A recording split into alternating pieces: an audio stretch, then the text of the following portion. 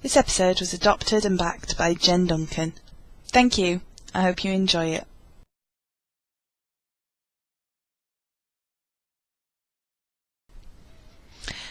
Pride and Prejudice by Jane Austen, Chapter 12. In consequence of an agreement between the sisters, Elizabeth wrote the next morning to their mother to beg that the carriage might be sent for them in the course of the day.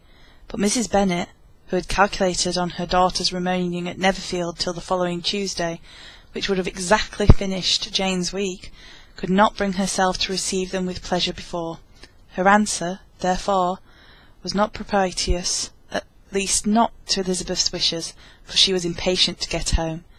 Mrs Bennet sent them word that they could not possibly have the carriage before Tuesday, and in her postscript it was added that if Mr Bingley and his sister pressed them to stay longer, she could spare them very well.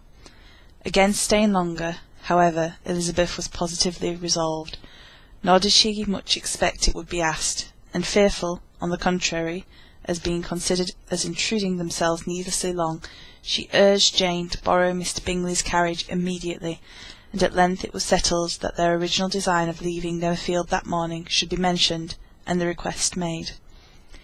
The communication excited many professions of concern, and enough was said of wishing them to stay at least till the following day to work on Jane, and till the morrow their going was deferred. Miss Bingley was then sorry that she had proposed the delay, for her jealousy and dislike of one sister much exceeded her affection for the other. The master of the house heard with real sorrow that they were to go soon, and repeatedly tried to persuade Miss Bennet that it would not be safe for her, that she was not enough recovered, but Jane was firm where she felt herself to be right.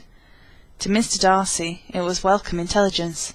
Elizabeth had been at Netherfield long enough. She attracted him more than he liked, and Miss Bingley was uncivil to her, and more teasing than usual to himself. He wisely resolved to be particularly careful that no sign of admiration should now escape him, nothing that could elevate her with the hope of influencing his felicity, sensible that if such an idea had been suggested, his behaviour during the last day must have material weight in confirming or crushing it. Steady to his purpose, he scarcely spoke 10 words to her through the whole of Saturday, and though they were at one time left by themselves for half an hour, he adhered most conscientiously to his book, and would not even look at her. On Sunday, after morning service, the separation, so agreeable to almost all, took place. Miss Bingley's civility to Elizabeth increased at last very rapidly, as well as her affection for Jane, and when they parted, after assuring the latter of the pleasure it would always give her to see her either at Longbourn or Netherfield, and embracing her most tenderly, she even shook hands with the former, Elizabeth took leave of the whole party in the liveliest of spirits. They were not welcomed home very cordially by their mother. Mrs Bennet wondered at their coming, and thought them very wrong to give so much trouble, and was sure Jane would have caught cold again. But their father, though very laconic in his expression of pleasure, was really glad to see them. He had felt their importance in the family circle. The evening conversation, when they were all assembled, had lost much of its animation, and almost all of its sense, by the absence of Jane and Elizabeth. They found Mary, as usual, deep in the study of thorough base and human nature, and had some extracts to admire, and some new observations of threadbare morality to listen to.